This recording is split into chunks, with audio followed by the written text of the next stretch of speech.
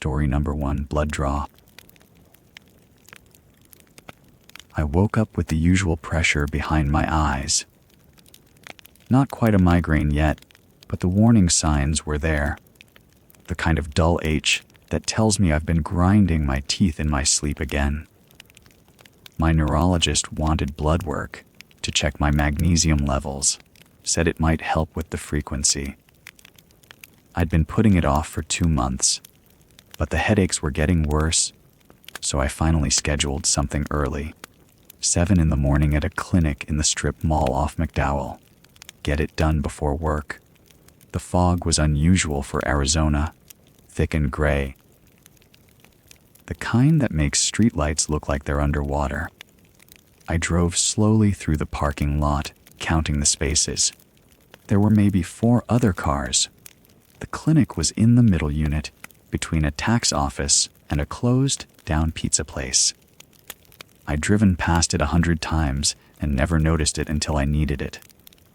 The waiting room was cold. Fluorescent lights humming.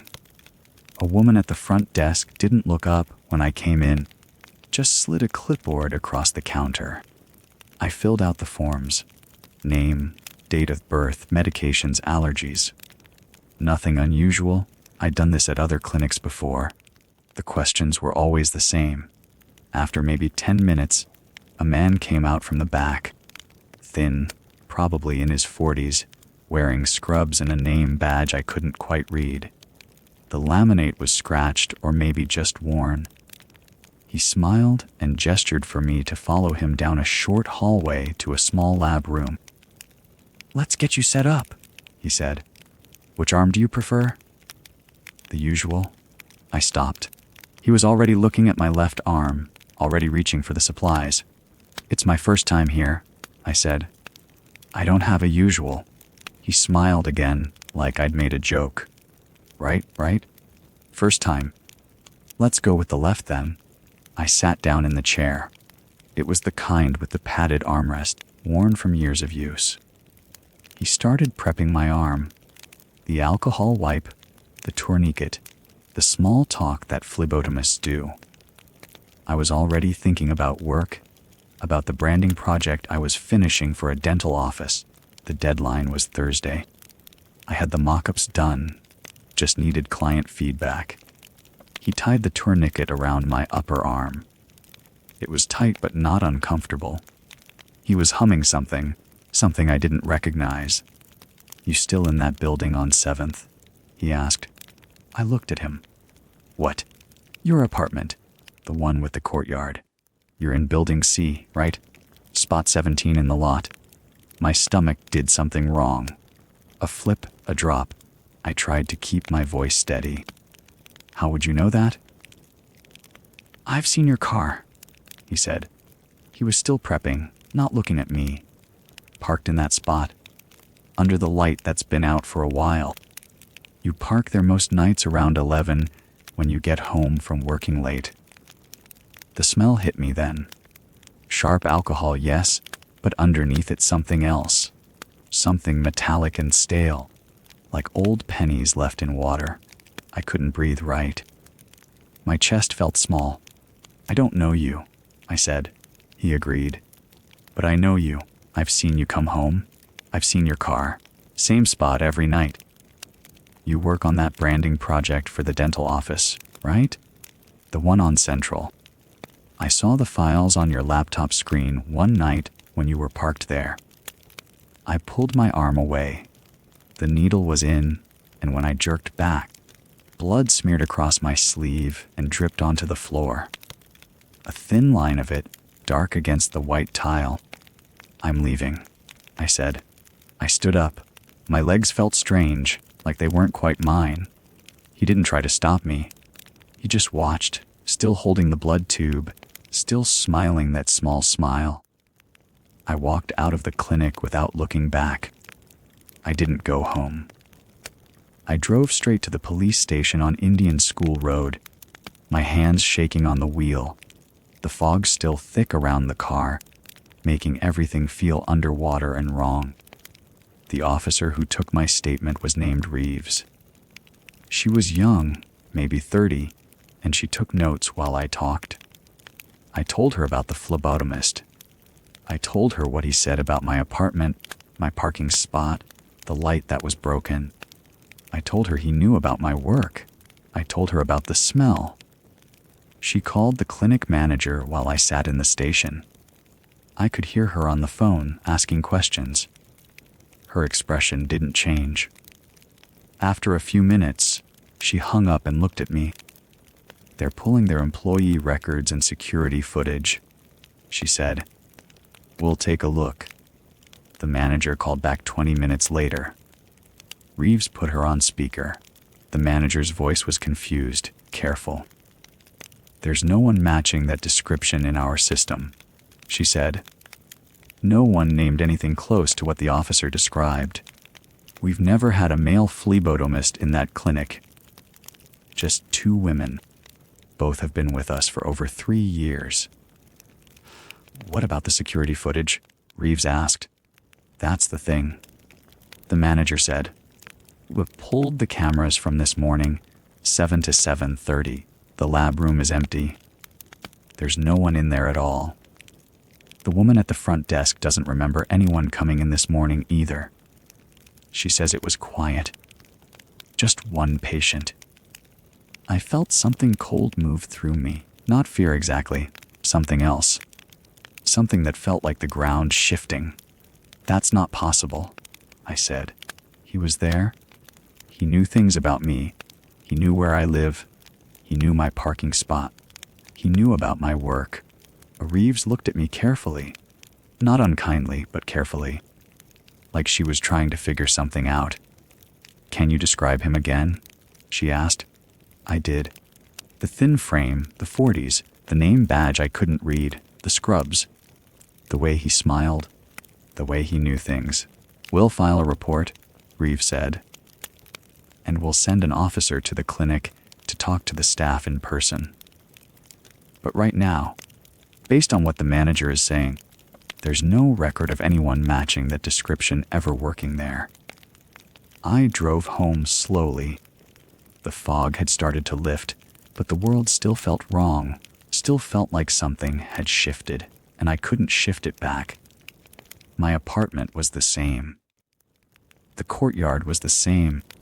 Spot 17 was empty, the light above it still broken, still dark. I parked in a different spot.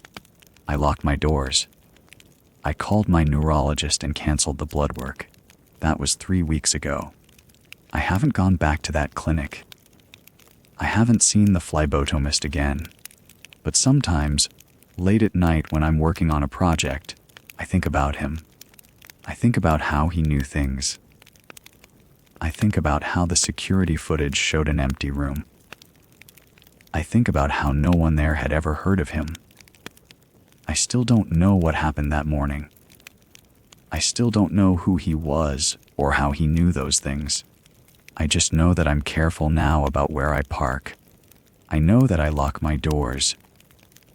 I know that sometimes, when I'm sitting in my apartment late at night working, I feel like someone is watching. Like someone knows exactly where I am. And I know that feeling hasn't gone away. Story number 2, Fishing Dock. I started going to the pier about 3 weeks after Sarah moved out. The divorce was finalized in August, and by September, I needed somewhere to be that wasn't the house. The house felt too big and too quiet. The pier was public familiar, and I'd fished there since I was a kid. I'd take my tackle box on Tuesday and Thursday afternoons, sometimes Wednesday too. Just me, the water, the sound of it moving against the pilings. The first time I noticed him, I didn't really notice him. He was just another person at the railing. Orange cap, dark jacket, standing maybe 30 feet down from where I'd set up. I cast my line and didn't think about it. But he never moved much. Never cast. Just stood there looking out at the water or the boats or something. I figured he was on a break from work, or maybe waiting for someone. People came to the pier for different reasons. The second day was a Tuesday. I drove out around 2 in the afternoon. The sky was overcast, that heavy gray that doesn't break. The water looked cold. I parked in the lot and walked the planks, and there he was again, same orange cap, same spot, more or less. This time I noticed he was holding something. A camera, not a phone. A real camera with a lens that looked expensive, the kind that extends out maybe 8 or 9 inches. He wasn't pointing it at the water. He was pointing it toward the shoreline, toward the houses that backed up to the lake, or maybe toward the parking lot. I watched him raise it to his face and hold it steady for a few seconds. Then he lowered it and waited. Then he did it again. I told myself he was a photographer. Maybe he was doing a project, documenting the lake, the seasonal change. That made sense. People did that. I cast my line and tried to focus on the fishing, but I kept aware of him in my peripheral vision. He didn't seem to be photographing boats or birds or anything obvious. His angles were different, more deliberate. By the third day, Thursday, I was thinking about not coming back. But that felt like letting something chase me away, and I didn't like that feeling. I was 50, 2 years old. I'd worked 30 years for the Postal Service. I'd earned the right to fish at a public pier without feeling paranoid. So I went. The afternoon was the same, overcast, cold. I parked and walked out with my tackle. He was there, orange cap, camera, and this time he was closer. Not 30 feet, maybe 15. I set up and cast and tried not to look at him directly. But I could hear the pier moving. The planks shift when someone walks on them, especially the old wooden ones at this pier. They creak and flex. He wasn't walking. He was standing. But the creaking continued. A rhythm, weight shifting, back and forth. Very slow, very deliberate. I turned around. He was facing roughly my direction, the camera up, the long lens pointed somewhere near me. Not exactly at me. Near me. At the parking lot maybe. At the houses. At something behind me. When he saw me looking, he lowered the camera and turned away, looking back out at the water like he'd been doing that the whole time. That's when I packed up. I didn't cast again. I just wound in my line and put the rod in the case and closed the tackle box. I walked back toward the parking lot without looking at him again. My heart was going faster than it should have been. I was trying to think of reasons this was normal. He was a photographer. He had every right to be there. I was being paranoid. The divorce had made me paranoid. Sarah would have said that. She said I was paranoid about a lot of things. The parking lot was nearly empty. Maybe 6 cars spread out. Mine was a blue Ford Ranger, older model, nothing special. I walked toward it and then I stopped. He was standing behind my truck, not near it, behind it, directly in my path. The camera was hanging from a strap around his neck now. He wasn't looking at me. He was just standing there, between me and my truck, looking down at his camera like he was checking the settings or reviewing the shots. I felt something shift in my chest, not panic yet, something before panic. A recognition that this wasn't normal, that this wasn't a coincidence. I shouted. I didn't plan to. It just came out. I said, hey, what the hell do you want? Why are you following me? My voice sounded strange in the empty lot. Too loud. He looked up, and for a second we just looked at each other. He didn't say anything. He didn't move. Then I heard footsteps. 2 other fishermen, both older guys, both heading toward their cars. They'd heard me. They started walking toward us, not rushing but not slow either. One of them said, "Everything okay?" The man in the orange cap turned and walked away. Not ran, walked. Quickly, but not running. He headed toward the far edge of the lot where a sedan was parked. A gray Ford door, something generic. He got in and started the engine. By the time the two fishermen and I got close enough to see the plate, he was already pulling out. I caught the first 3 letters and the first number, but I wasn't sure if I'd gotten them right. The light was bad. I was shaking a little. The fisherman asked if I needed them to call someone. I said no. I said it was nothing. Just a misunderstanding. They didn't look convinced, but they didn't push. They got in their cars and left.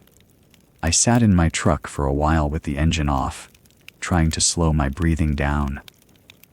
That evening I was at home, sitting in the living room with a beer, and I decided to search online for pier safety, incident reports, anything that might tell me if this was something other people had experienced. I don't know what I was looking for exactly. Reassurance maybe. Proof that I wasn't losing my mind. Instead, I found a real estate forum. Someone had posted a thread about lake properties, asking about appreciation rates and seasonal rental potential. I don't know why the search algorithm showed it to me, but I clicked on it and I scrolled down through the responses, and then I saw the photographs.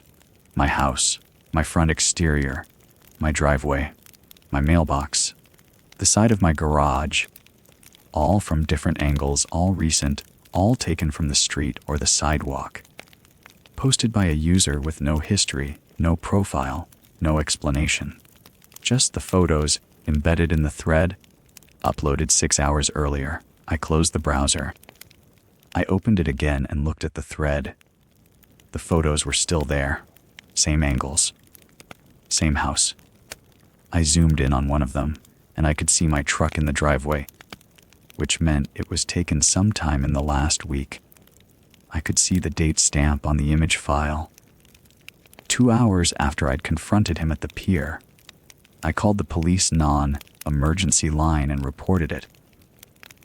The officer who took my statement said they'd look into it, but the photos themselves weren't technically illegal. They were taken from public property. The forum post didn't contain any threats. Without more information, there wasn't much they could do. They suggested I change my locks, install a security system, keep my doors locked. Standard advice. The kind of thing that sounds reasonable until you realize it means you're supposed to live differently now. That something has changed and won't change back. I haven't been to the pier since. I don't know if he's still going there. I don't know who he is or what he wants. The photos are still on that forum. I reported them, but the forum moderators said they couldn't remove them without proof of harassment or threat. I check the thread sometimes, late at night, to see if there are new photos. So far there aren't. But the ones that are there are enough. They're enough to know that someone was watching, that someone knows where I live, that someone decided I was worth documenting, and I still don't know why. Story number 3, practice room. I stayed late that Thursday because the chop-in wasn't right. The third movement, the one my students always rush, kept collapsing in my hands. I needed the studio empty, just me and the piano. No one waiting in the hallway or checking their phone. My last student left at 8:15. I locked the practice wing door behind her and walked back to Studio 4, the one at the far end, past the other rooms that were already dark. The studio felt good that night. Cold, precise, the kind of acoustic deadness you can only get in a room built specifically to swallow sound. I set my bag down, adjusted the bench, and started from the beginning of the movement. My fingers found the opening passage. The room absorbed everything. My mistakes, my breathing, the small sounds of the keys. Nothing escaped those padded walls. I was maybe 40 minutes in when I heard the door handle jiggle, just once, a quick testing movement. I stopped playing and listened. The soundproofing meant I couldn't hear anything from the hallway, but I'd felt the vibration through the door frame. I waited. Nothing else happened. The custodian. Probably. He was supposed to check the studios before locking up, and I'd mentioned to the front desk that I'd be here until 10. I went back to the piece. 20 minutes later, it happened again. This time it was different, not a casual check. The handle moved deliberately, testing the lock, then released. Tested again. Held. I stopped playing and stared at the door. The handle was still. I looked at my phone on the bench next to me. 8:53. No missed calls. No text from building management. The academy's emergency line hadn't called. I told myself it was nothing. Someone making rounds. The custodian checking doors. But I didn't start playing again right away. I sat there, listening to the absolute silence on the other side of the soundproof door, and felt something shift in my chest. A small tightness. I was being watched. Not literally. I could see the door was closed, the small window at the top showing only the dark hallway beyond. But the feeling was there anyway. The feeling that someone had been standing there, testing the handle, and was still standing there. I started playing again. Louder, the choppin' aggressive, forcing my focus back into my hands and the keys. The soundproofing was complete. I could hear nothing from outside. That was the whole point of the room. But I was aware of it now, the complete acoustic isolation. No sound in, no sound out. If I screamed, no one would hear me. Stop it. I'm tired. This is stupid. I played through to the end of the movement, then stopped. 9:20. I'd planned to stay until 10, but I was gathering my things when the door unlocked. The handle turned smoothly. The door swung open. Mr. Alvarez stood in the doorway, holding a clipboard, wearing his usual building manager expression. Tired, neutral, the look of someone who'd been in the job too long. He was in his 50s, gray at the temples, and he wasn't wearing his maintenance uniform. He was wearing a regular button-down shirt and jeans. "Hey," he said. "Sorry to interrupt. We got a report of a gas leak on this floor. I need to check the vents in here." I didn't move. I was still sitting at the piano bench. "I told the front desk I'd be here until 10, I said. "Yeah, I know. This'll just take a minute." He stepped inside and closed the door behind him. He was standing between me and the exit now. He looked at the clipboard, then at me. "How long have you been practicing?" "Since 8:30. "Alone?" "Wes." He nodded slowly, not looking at the vents. He was looking at me. The clipboard hung at his side. I realized he wasn't carrying any equipment. No flashlight, no tools, nothing you'd need to inspect anything. The tightness in my chest became sharper. "You practice a lot late," he said. It wasn't a question. I stood up. "I'm leaving. I just need to." I grabbed my bag and moved toward him. He stepped toward me, not quite blocking the door, but close enough that I'd have to move around him. I didn't think. I grabbed the piano bench and shoved it at him, hard, and he stumbled backward. I was through the door and into the hallway before he recovered. I could hear him behind me, his footsteps, but I was already moving toward the exit. I grabbed the desk chair from the hallway outside the studio and wedged it under the door handle from the outside, jamming it tight. The door was locked from the inside anyway, but the chair would slow him down if he tried to follow. I ran. The hallway was empty. The building was empty. My footsteps echoed all the way to the main stairwell. I took the stairs 2 at a time and burst through the ground, floor exit into the cool night air. The campus was lit by those tall sodium lights that make everything look wrong. I walked fast toward the main entrance, my hands shaking, my phone already out. I called campus security before I reached the gates. They found me at the main entrance 5 minutes later. 2 officers in a patrol car. I told them what happened, and they went back inside with me. We went to Mr. Alvarez's office on the 2nd floor. He wasn't there. His computer was on his desk, still running. One of the officers called for backup, and they took the computer as evidence without turning it off. The police arrived 20 minutes later. They searched his office, his locker, his car. They found recordings. 6 months of recordings stored on his personal laptop. Video files, hundreds of them, organized by date and student name. All of them taken from a camera hidden in the smoke detector above the piano in Studio 4. All of them showing female students practicing alone. They found Mr. Alvarez 3 hours later at a motel off the interstate, 40 miles away. He had a bag packed. His phone was off. I don't practice in Studio 4 anymore. I don't practice late. I don't practice alone. Sometimes I think about that moment when he closed the door behind him. When I realized there was no gas leak. When I understood that the handle testing, the deliberate checking, the waiting in the hallway, all of it had been intentional. All of it had been him, watching, deciding. And I think about the recordings. 6 months of video. How many times had he stood in that hallway, listening to nothing? Watching through that hidden camera, waiting for the right moment to come inside. The police said they found him before anything worse happened. That's what they said. But I know the truth is simpler and more terrible than that. He was already inside.